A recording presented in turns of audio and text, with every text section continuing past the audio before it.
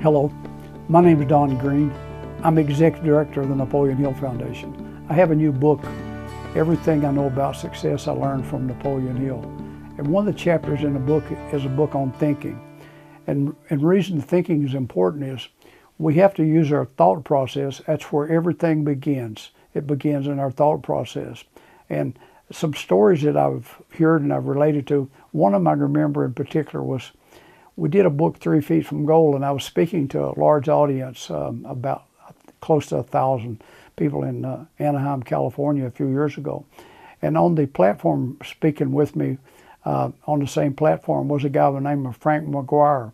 And if you don't know him, he headed up ABC News at a young age, and he went to work for Colonel in marketing Kentucky Fried Chicken. And they sold out to John Brown, ex-governor of Kentucky. And he was approached by a guy by the name of Fred Smith. And Fred asked him to come to Memphis, Tennessee, and he had this idea. And they having lunch at a Holiday Inn, and Fred Smith takes a little napkin off the table, and he draws a little wheel. And he says, now my idea is to pick up packages all over the United States, bring them from Memphis, and deliver them within 24 hours from the time they was picked up. And Frank told him, he said, wow, Fred, that's the craziest idea anybody's ever thought of. And he said, it's no crazier, and you guys have been selling chicken out of a cardboard box.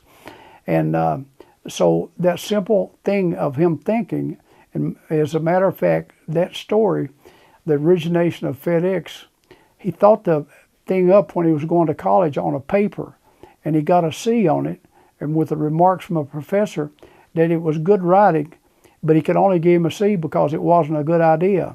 So we have to use our mind to think of things that we can originate, and we have to think of things that will move us ahead. For example, like risk-taking.